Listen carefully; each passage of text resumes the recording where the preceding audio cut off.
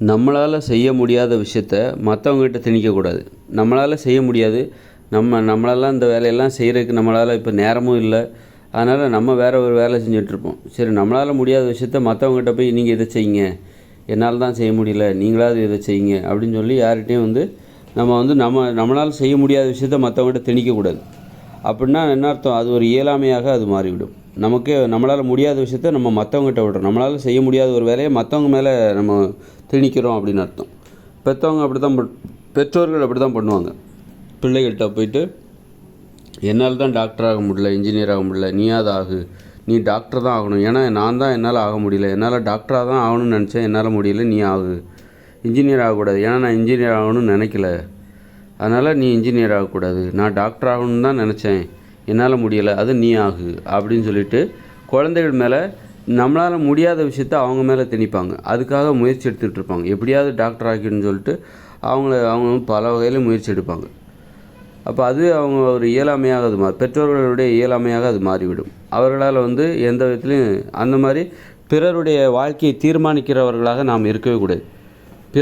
பிறர் இப்படித்தான் வாழ வேண்டும் அப்படின்னு சொல்லிட்டு அவங்களுக்கு ஒரு லட்சியத்தை போய் பிறரிடம் போய் ஒரு லட்சியத்தை திணிக்கக்கூடாது. உங்கள் லட்சியத்தை, உங்களால் முடியாத லட்சியத்தை பிறரிடம் திணிக்கக்கூடாது.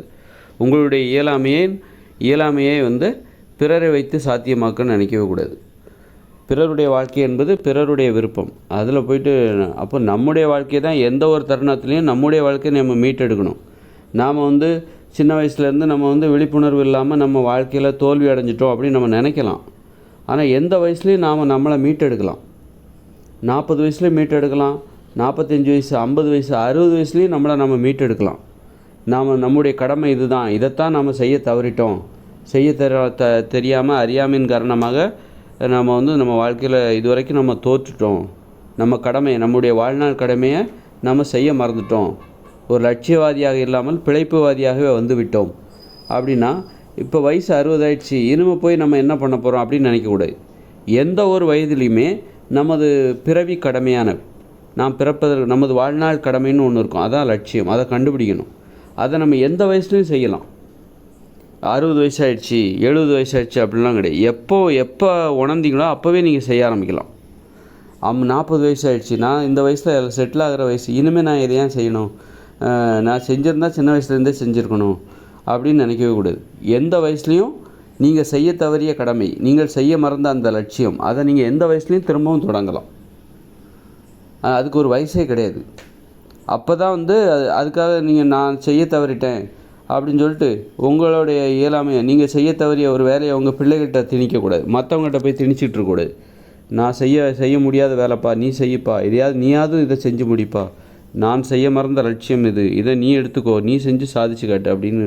ஏன்னா ஒரு லட்சியத்துக்கு ஓய்வே கிடையாது. சாகிற வரைக்கும் நீங்கள் ஒரு லட்சியவாதினா என்னென்னா, சாகிற வரைக்கும் உங்கள் லட்சியத்தில் நீங்கள் செய்ய வேண்டிய வேலை என்பது இருக்கும், ஓய்வுங்கிறதே கிடையாது. நான் இந்த வயசில் விடுமுறை ஓய்வு பெறுகிறேன் அப்படின்னு சொல்கிற அளவுக்கு எந்த லட்சியமே கிடையாது. அது சரியான லட்சியமே கிடையாது. லட்சியம்னா என்னென்னா, நீங்கள் சாகிற வரைக்கும் உங்களுக்கு வேலை இருக்கணும். நீங்கள் தினமும் பிஸியாக இருக்கிறதுக்கு நீங்கள் சாகிற வரைக்கும் உங்களுக்கு வேலை இருந்துக்கிட்டே இருக்கணும், அதுதான் லட்சியம். அப்படிப்பட்ட லட்சியத்தை தேர்ந்தெடுக்கணும். ஒரு வேலைன்னா 58 வயசில் ரிட்டையர்ட் ஆகிடுவாங்க, அப்புறம் வீட்டில் சும்மா இருப்பாங்க. அது லட்சியம் கிடையாது. அவங்க லட்சியவாதி கிடையாது, அவங்க பிழைப்புவாதி, அவ்வளோதான். சும்மா பணம் சம்பாதிக்கிறாங்க, அவ்வளோதான். அவங்க வேலையில் அவங்களுடைய எண்ணங்களில் லட்சியமே இல்லை, ஒரு லட்சிய மனப்பான்மை இல்லை. லட்சியம்னா என்னென்னா, வாழ்நாள் முழுவதும் நீங்கள் செய்வதற்கு நீங்கள் செய்ய வேண்டிய வேலைகள் உங்கள் கண்களுக்கு தெரிய வேண்டும், அதை கண்டுபிடிக்கணும். அது தானாக வரணும். நீங்கள் போய் செயற்கை எதுவும் பண்ண தேவையில்லை, உங்கள் யோசனைக்கு அது தானாக வரணும். நீ இன்றைக்கி இது செய்யணும், இவ்வளோ வேலைகள் உனக்கு இருக்குது அப்படின்னு நீங்கள் லட்சியத்தை பிடிச்சிட்டிங்கன்னா பிஸியாக இருப்பீங்க. உங்களுக்கு நேரம் அப்படியே. இப்போ மக்கள் ஏன் மொபைல் ஃபோன் டிவிக்கெலாம் அடிமையாக கிடக்குறாங்கன்னா, லட்சியங்கிறது இல்லை. லட்சியம்னா என்ன, அவங்க லட்சியங்கிறது அவங்களால கண்டுபிடிக்கவே முடியல. ஏன்னா நீங்கள் செய்ய வேண்டிய உங்களுடைய லட்சியத்தை நீங்கள் கண்டுபிடிச்சிட்டிங்கன்னா, உங்களுக்கு மொபைல் ஃபோன் பார்க்குறதுக்கெலாம் நேரமே கிடைக்காது. அந்த அளவுக்கு பிஸி ஆகிடுவீங்க. அந்த அளவுக்கு லட்சியத்தை கண்டுபிடிங்க.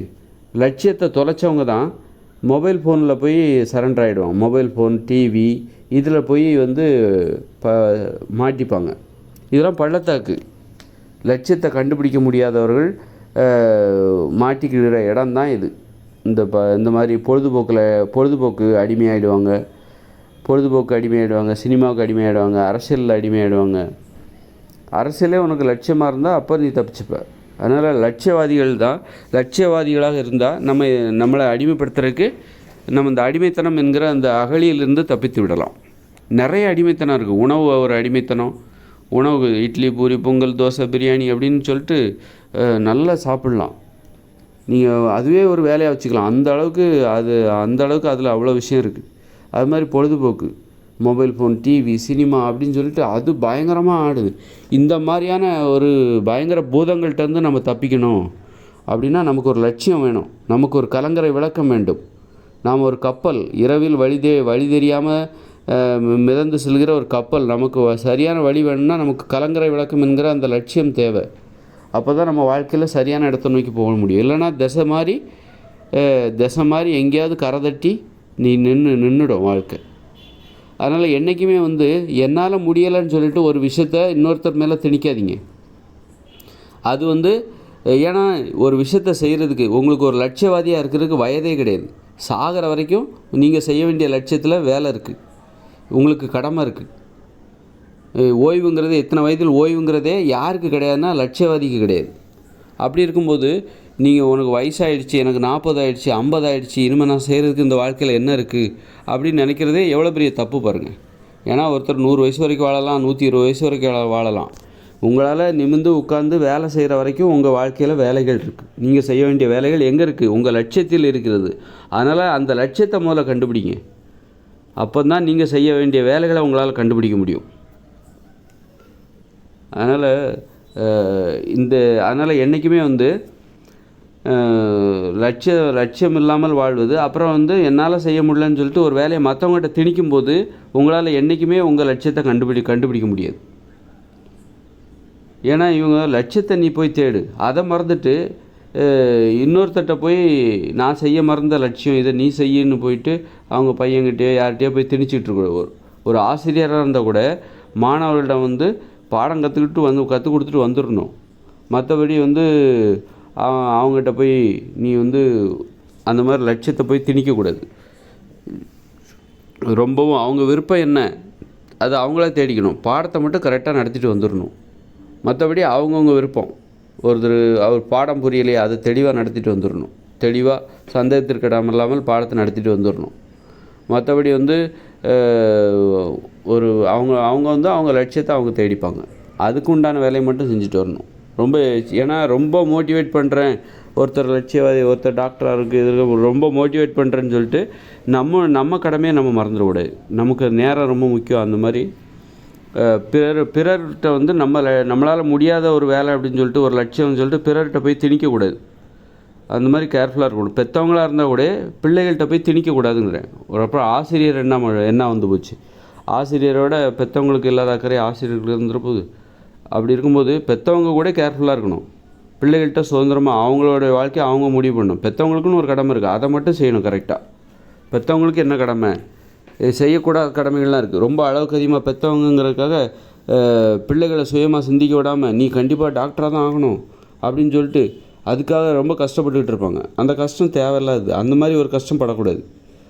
உனக்கு என்ன பிடிக்குதோ அது நீ அதுக்கு வேண்டிய உதவி எதாக இருந்தால் சொல்லு, நான் செய்கிறேன், அந்த மாதிரி தான் சொல்லணும். அந்த அளவுக்கு பிறருடைய வாழ்க்கையை நம்ம தீர்மானிக்கிறவர்களாக நீ இதைத்தான் பண்ணணும், இதைத்தான் செய்யணும்னு சொல்கிற அப்படின்னாலே நம்மளால் ஒரு விஷயத்தை சாதிக்க முடியாது. நீ இதைத்தான் இதை செய்ய நீ என்னால் தான் முடியலை அப்படின்னு நீ சொல்கிறனாலே உன்னால் என்றைக்குமே ஒரு விஷயத்த பண்ணவே முடியாது. அதனால் நம்ம லட்சியவாதியாக மாறுறதுக்கு நமக்கு வயது வித்தியாசமே கிடையாது. எந்த வயசுலையும் நீ லட்சியவாதியாக உனது பயணத்தை தொடரலாம். இனிமேல் என்னால் முடியாதுன்னு நினைக்கிறவங்க தான் என்னால் முடியலை நீனாவது முன்னேறு அப்படின்னு சொல்லிட்டு நீனாவது ஒரு டாக்டர் ஆகு அப்படின்னு சொல்லிட்டு டாக்டர் ஆகி இன்ஜினியர் ஆகு, என்னால் தான் முடியலை நீனாவது மாறு அப்படின்னு சொல்லிட்டு அவநம்பிக்கை உடையவர்கள் செய்கிற வேலை தான் இது. அவநம்பிக்கை உடையவர்கள் தான் பிறருடைய வாழ்க்கையில் போயிட்டு தலையை நீட்டிக்கிட்டு நீ இன்ஜினியர் ஆகு, நீ டாக்டராக தான் ஆகணும், உனக்கு ஒன்றும் தெரியாது, என்னால் தான் முடியலை நீனாவது ஆகு அப்படின்னு சொல்லிட்டு அடுத்தவங்க வாழ்க்கையில் ரொம்பவும் அக்கறை எடுத்துப்பாங்க. அளவுக்கு அதிகமாக அக்கறை எடுத்துப்பாங்க. ஏன்னா அவங்க வாழ்க்கையில் அவங்க செய்கிறதுக்கு வேலை ஒன்றும் இல்லை. அவங்க வாழ்க்கையிலே அவங்களுக்கு அவநம்பிக்கையோடு இருக்காங்க. நம்மளால் இனிமேல் சாதிக்க முடியாதுன்னு நினைக்கிறாங்க. எந்த வயசுலேயும் உங்கள் சாதனை பயணத்தை தொடரலாம். அதற்கு வயதே கிடையாது. 90 வயசுலேயும் தொடரலாம். உங்களால் நடக்க முடியுதா, உங்களால் படுத்த படுக்கையை விட்டு எந்திக்க முடியல, உங்களை படுத்துக்கிட்டு கூட எதாவது செய்ய முடியும்னா அப்போ கூட எதாவது நம்பிக்கையோடு இருக்க முடியும். அதனால் 90 வயசுலேயும் நீங்கள் உங்கள் சாதனை பயணத்தை தொடரலாம். 80 வயதிலும் 70 வயதிலும் நீங்கள் செய்ய வேண்டிய வேலைகள் நிறைய இருக்குது. அதை கண்டுபிடிங்க. வயசாகிடுச்சுப்பா நான் செய்கிறதுக்கு ஒன்றுமே இல்லைன்னு சொல்லிட்டு திண்ணையில் உட்காராதீங்க. அது பிழைப்புவாதிகளோட வேலை. அப்போ ஒரு லட்சியவாதியாக இருந்தீங்கன்னா நீங்கள் 90 வயசுலேயும் நீங்கள் செய்கிறதுக்கு வேலை நிறையா இருக்கும், பிஸியாக இருப்பீங்க. அதுவே உங்களை எப்படியாவது உங்களை வேலை செய்ய விடும். அதுக்காக நீங்கள் பல வாரம் முயற்சி செய்வீங்க. அந்த வேலையை செய்யணுங்கிறதுக்காக நீங்கள் உடற்பயிற்சி செய்வீங்க, நல்ல உணவுகளை சாப்பிடுவீங்க. அந்த அளவுக்கு உங்கள் லட்சியங்கிறது உங்களை வாழ வைக்கும். லட்சியம்தான் உங்களை வாழ வைக்கும். லட்சியம்தான் உங்களை உழைக்க வைக்கும். லட்சியம் இல்லாதவங்க தான் 60 வயசு ஆகிடுச்சு 70 வயசு ஆகிடுச்சின்னு சொல்லிட்டு வீட்டு திண்ணையில் உட்காந்துக்கிட்டு வெட்டி கதை பேசிகிட்டு இருப்பாங்க, சும்மா படுத்துட்டு டிவியை பார்த்துட்ருப்பாங்க. லட்சியம்னு ஒன்று வந்துருச்சுன்னா நீங்கள் செய்ய வேண்டிய வேலை 90 வயசில் நீங்கள் பிஸியாக இருப்பீங்க. அந்த வேலையை செஞ்சே ஆகணும். அதுக்காகவே நீங்கள் என்ன பண்ணுவீங்க, அதுக்காகத்தான் நீங்கள் உடற்பயிற்சியே செய்வீங்க, அதுக்காகத்தான் நீங்கள் நல்ல உணவுகளை சாப்பிடுவீங்க. லட்சியம்தான். நீங்கள் ஒரு லட்சியவாதியாக இருந்தால் மட்டும்தான் நல்ல உணவுகளை சாப்பிடுவீங்க, உடற்பயிற்சி செய்வீங்க. ஏன்னா உடற்பயிற்சி செஞ்சால் தான், நல்ல உணவுகளை சாப்பிட்டா தான் நீங்கள் உங்கள் கடமைகளை நீங்கள் செய்ய முடியும். அலட்சியவாதியாக இருக்கக்கூடாது. அதனால் இன்னொருத்தர்கிட்ட போய் நீ இதை செய், இந்த விஷயத்தை செய்யின்னு சொல்லி திணிக்கிற வேலையை வச்சிக்கவே கூடாது.